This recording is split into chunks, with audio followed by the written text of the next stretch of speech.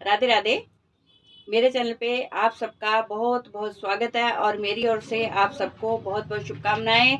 ठाकुर जी की खूब खूब कृपा आप पे बनी रहे, हमेशा आप खुश रहें और सुखी रहें, समृद्ध रहें।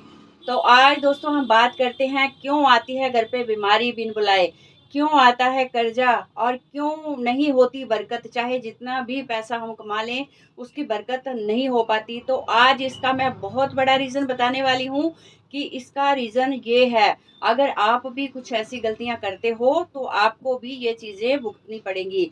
तो सबसे पहली चीज़ मैं आपको बताने जा रही हूँ कि बीमारी अगर हमारे घर पे आए दिन रहती है, या बिना बात के कोई ना कोई बीमार हो जाता है तो हॉस्पिटलों के चक्कर लगाने पड़ते हैं, तो समझ लीजिए कि आप ये गलती कर रहे हो। दूसरा नंबर दो, दूसरा काम है कि कर्जे, अगर कर्जा बढ़ता जा रहा है, बिल्कुल भी आपके घर पे किसी चीज़ के लिए की बरकत नहीं है। पैसा आता तो है पर पता ही नहीं लगता कहाँ चला जाता है, तो बरकत नहीं होती, माँ लक्ष्मी का आगमन ही घर पे नहीं होता। तो इसका भी रीज़न मैं आपको बताने वाली हूँ। आप पूरा वीडियो एंड तक वॉच करिएगा, तभी आपको पता चल पाएगा और इसके मैं उपाय भी आज आपको बताऊंगी कि क्या आपको उपाय करने हैं। अगर आपके साथ भी कुछ ऐसा होता है तो आपको क्या उपाय करने हैं। तो चलिए आगे बढ़ते हैं।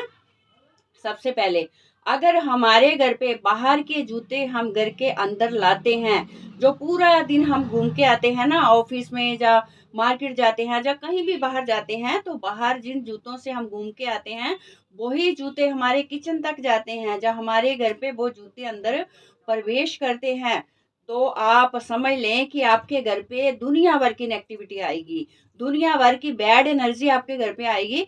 तो आप इस चीज़ को सबसे पहले तो अवॉइड करें और अपने घर में एक रूल बना लें। रूल ऐसा बना लें कि जूते आपको एक जगह पे खोलने हैं, जहाँ पे खोलने हैं। मैं नहीं कहती कि कई बार हम मेन गेट के बाहर तो नहीं खोल सकते, घर के अंदर खोलेंगे, पर पर्टिकुलर जगह बनाएं घर के अंदर कि जहाँ हमें रूल बनाना होगा, बच्चों को भी सिखाना होगा कि यहाँ पे हम अपने जूते रखेंगे और बाहर वाला जूता हम घर के अंदर नहीं लेके आएंगे, अंदर वाले जूते आप अलग से रखोगे। तो ये आपको रूल बनाना होगा हमेशा के लिए। इससे क्या होगा कि घर पे जो नेगेटिविटी आती है, बाहर की बैड ऊर्जा आती है, वो घर पे नहीं आएगी। आप एक घर के बाहर ऐसा करें कि घर के अंदर ही पर्टिकुलर, सबसे पहले तो मैं बता देती हूँ कि हमें ईस्ट में कभी भी जूते नहीं रखने चाहिए, ना नॉर्थ में जूते रखने चाहिए। हमें कभी भी जूते इन दो दिशाओं में हमें जूते कभी नहीं रखने चाहिए।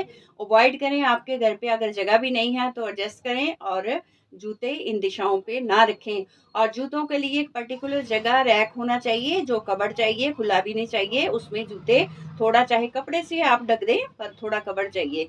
तो जूते आप ऐसे रखें घर पे, ये नहीं है।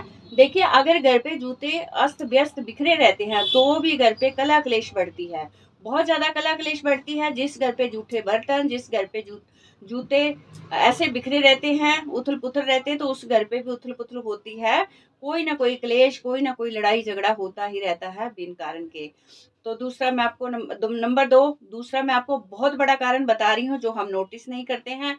अगर हमारे घर पे सीलन है तो, अगर हमारे घर में कहीं भी सीलन है, दीवारों में जैसे पानी ऐसे लगता है कि गीला गीला सीलन है, तो आप फौरन उसे ठीक करवाइए। अगर सीलन है तो घर पे बरकत कभी नहीं आएगी, घर पे पैसा कभी नहीं टिकेगा और आए दिन घर पे बीमारियां रहेंगी। और घर का जो बड़ा है, हेड ऑफ फैमिली, वो बीमार रहना शुरू हो जाएगा, उससे कोई ना कोई प्रॉब्लम हो जाएगी, बीमार कहीं ना कहीं से कोई ना कोई बीमार रहेगा। तो आप सबसे पहले सिलन को ठीक करवाइए। सिलन से कर्जा बढ़ता है, सिलन से बीमारी बढ़ती है और सिलन से कभी भी घर पे बरकत नहीं होती है। ये बहुत बड़ा कारण है। मैं आपको बताने वाली हूँ कि इतना बड़ा कारण है कि आप सोच भी नहीं सकते हो कि इससे हमें क्या नुकसान होता है। हमारे पास भी बहुत सारे लोग ऐसे आते हैं कि घर पे सिलन होती है बीवी की, जैसे आपके बेडरूम में सिलन है तो बहुत बड़ा हानिकारक है आपके लिए।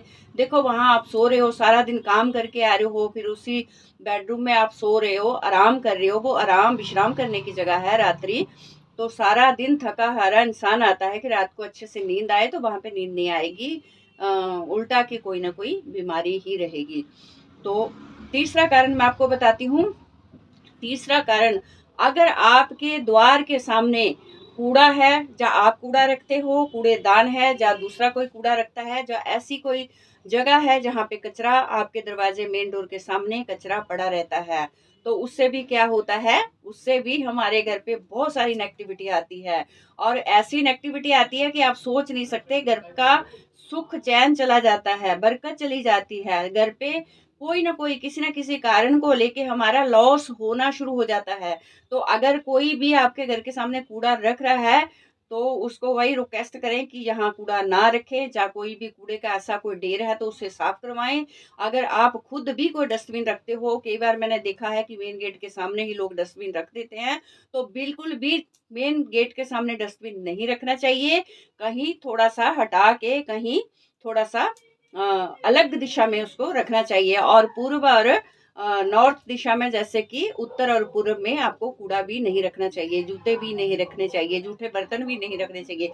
अगर आप इन चीज़ों का ध्यान रखते हो तो आप मान के चलिए कि आपके घर पे ऐसा कुछ नहीं होगा। मैं गारंटी देती हूँ कि आपके घर पे बरकत होनी शुरू हो जाएगी।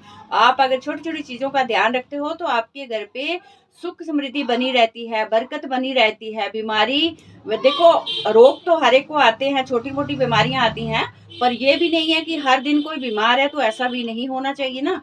तो आपके घर पे रोग भी नहीं आएँगे।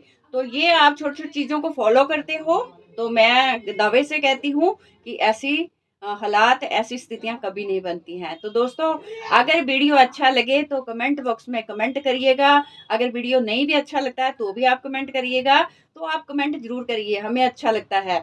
और ज़्यादा से ज़्यादा लाइक करिएगा। दोस्तों, बड़ी मेहनत से आपके लिए वीडियो टाइम निकालते हैं, इतना बिजी शेड्यूल रहता है, फिर भी टाइम निकालते हैं, आपके लिए वीडियो बनाते हैं। तो आप भी थोड़ा कोऑपरेट करें और ज़्यादा से ज़्यादा लाइक करें, शेयर करें और फॉलो करें, सब्सक्राइब करें। अगर मेरे यूट्यूब चैनल पे हो तो सब्सक्राइब करें। तो दोस्तों, मेरे साथ जुड़े रहने के लिए आपका बहुत-बहुत तहे दिल से बहुत-बहुत धन्यवाद। तो इसी के साथ फिर से मिलती हूँ। अपना ध्यान रखिएगा। राधे कृष्णा।